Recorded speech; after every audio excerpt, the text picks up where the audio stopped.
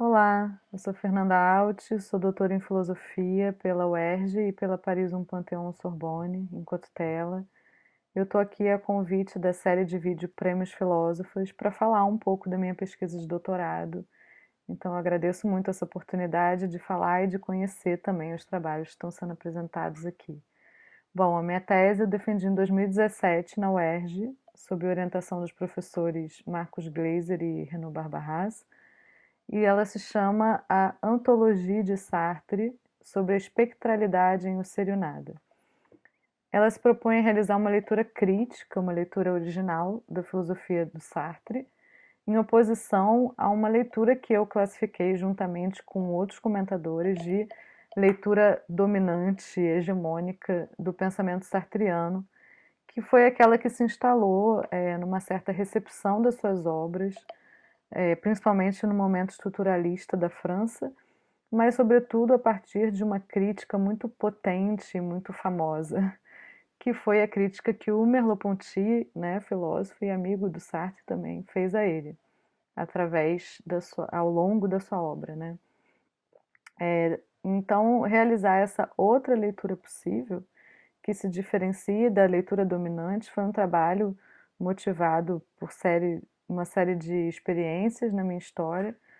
mas, em primeiro lugar, não foi uma motivação de fazer uma defesa, né, do Sartre, as críticas merleau-pontianas, ou mostrar quem está certo, quem está errado, mas sim de acreditar que os problemas que estão envolvidos nessa crítica são caminhos importantes de reflexão filosófica que tocam nos pontos mais fundamentais do debate da filosofia contemporânea, principalmente no que tange à questão do sujeito. Então, bom, na minha história eu entrei em contato com a filosofia do Sartre desde a graduação em psicologia, onde eu comecei a questionar nas teorias psicológicas exatamente essa concepção do sujeito, né, o que seriam essas esferas consciente, inconsciente, as relações subjetivas e a formação do eu, como é que isso se dá. Então são temas comuns, né, às bases das teorias psicológicas e as discussões, principalmente em torno da questão do sujeito na filosofia. Então, nesse caminho, o Sartre sempre me pareceu uma via muito rica de questionamento, mas à medida que eu ia me aproximando da filosofia, eu via que ele estava colocado numa espécie de paradigma de uma herança cartesiana que precisava ser superada, como se ele fosse uma espécie de grande porta-voz do sujeito consciente, da rejeição do inconsciente, né? A rejeição do inconsciente freudiano, né? Uma coisa explícita no Sartre, desse sujeito idêntico a si, adequado a si, que se domina e que, por fim, se a gente leva as últimas consequências, a gente pode parar numa subjetividade neoliberal, voluntarista, solipsista, enfim, super problemática, né?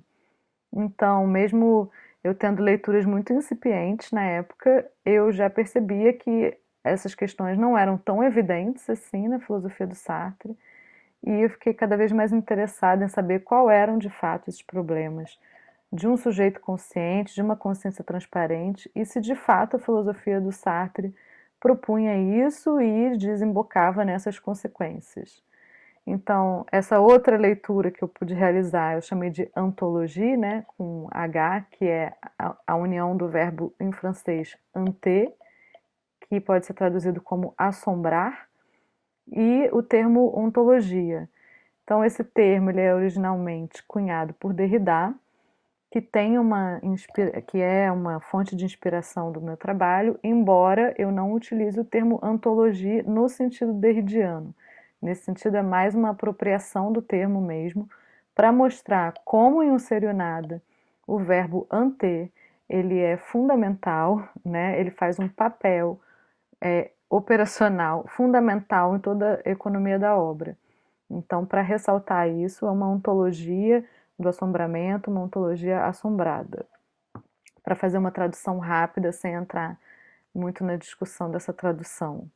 Bom, então eu dividi minha tese em três partes. A primeira parte é a formulação dos problemas, justamente onde eu mergulho bastante na crítica do Merleau-Ponty ao Sartre, desde a fenomenologia da percepção, onde essa crítica ainda é mais sutil, embora seja potente,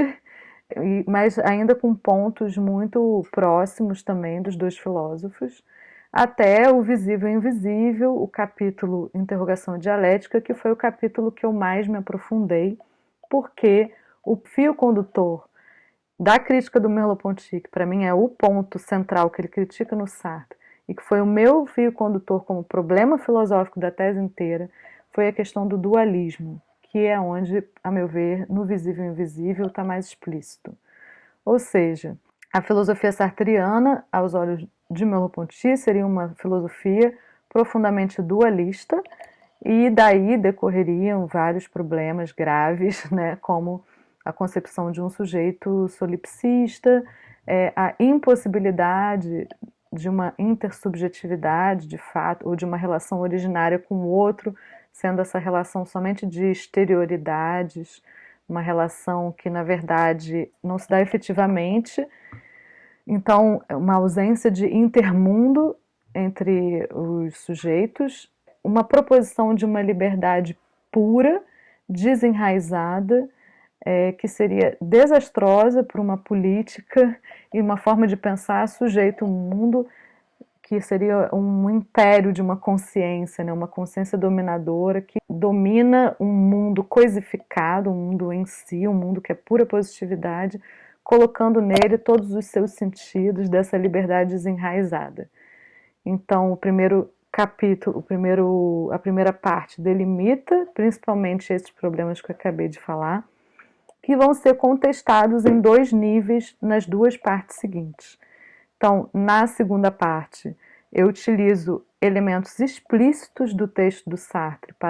para contrapor essa crítica do Merleau-Ponty, né, mostrando que essa crítica só pode ser feita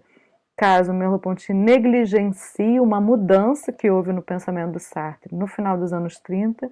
que foi a introdução da noção de faxicidade e a mudança na teoria do tempo que o Sartre realiza nesse momento de uma teoria instantaneísta para uma temporalidade extática. Então, como Merleau-Ponty negligencia a noção de facticidade, ele pode perceber o sujeito sartriano, que é o sujeito para si, como um puro nada, e o em si como um objeto, como o mundo, né, como o objeto percebido, por exemplo, como uma pura positividade, instaurando um dualismo entre para si e em si, que ele equivale a um dualismo entre ser e nada. Então esse dualismo é contestado, porque o para si não pode ser descrito como um puro nada, e eu desloco todas as críticas que o Merleau-Ponty faz ao dualismo sartriano para um dualismo entre ser e nada, ao invés de dualismo entre para si e em si. Tudo isso para dizer que ele fez uma boa crítica, mas no lugar errado. Então era preciso criticar melhor para responder com a terceira parte da tese, que é, de fato, onde eu apresento essa leitura, dessa vez utilizando o próprio Sartre contra ele mesmo, né? Então é como se fosse uma espécie de Sartre contra Merleau-Ponty na segunda parte e na terceira Sartre contra Sartre. Como assim, né? Pegando elementos implícitos do texto do Sartre ou pouco explicitados, que são os elementos espectrais, que são todos os modos sartrianos que estão presentes, mas que não se encaixam num quadro dualista que numa leitura explícita se evidencia mais. Então, isso para dizer que o próprio Sartre, sim, coloca suas questões de forma dualista em muitos momentos, mas o próprio texto tem a capacidade de desconstruir isso, de questionar isso, com os elementos que eu identifiquei como espectrais a partir de uma inspiração nos modos espectrais que o Derrida apresenta em Espectros de Marx, que vem questionar os dualismos de uma forma geral. Então, essa aproximação, né, dos espectros de Derrida com os espectros de Sartre também não foi à toa, não foi arbitrária, porque o próprio Sartre tem descrições espectrais muito parecidas com aquilo que o Derrida está chamando de espectral, especialmente no que diz respeito à questão do olhar, né? E também pela abundância e impressionantes descrições espectrais que o Sartre faz, o uso do termo fantasma para descrever modos que justamente não se enquadram no quadro dualista. Então a antologia teve que retomar todos esses temas para propor esse novo olhar e, por fim, questionar esse polo luminoso desse sujeito translúcido que se domina e que daria nessas consequências que a filosofia contemporânea vem debatendo até hoje. Então, espero ter conseguido passar um pouco da ideia da tese e obrigada pelo interesse e convido quem quiser conhecer a leitura. Obrigada.